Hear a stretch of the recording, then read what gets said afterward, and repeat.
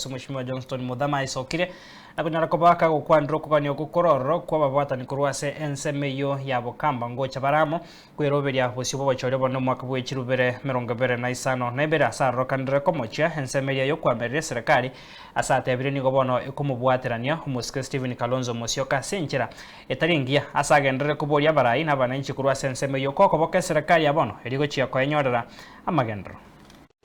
Nyinyi mnasikia hawa viongozi hapa wakisema, oh, fulani amesema kiti chetu, fulani amesema kiti chetu. Ndugu zanguni na dada zanguni, waacheni niwaambie, yule mtu anatamka haya maneno aliingia ndani ya serikali ya Ruto, akajaribu kutoa Ruto, akashindwa. Mtuzi akampika teke, akaenda nje, sasa anatafuta mbinu nyingine ya kumtoa Ruto.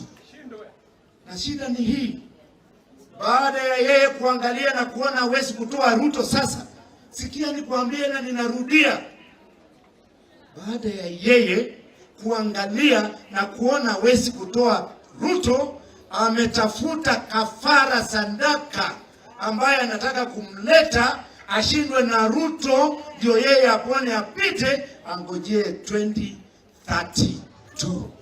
Mimi nawaambia huyu jamaa wetu na nini anatolewa kafara ili akutane na Ruto, Ruto amwangushe ndio mwenye kumpeleka mbele 2032, aje kwa hii jamii awaambie 2027 nilisaidia mtu wenu akufaulu, sasa nipatieni kura.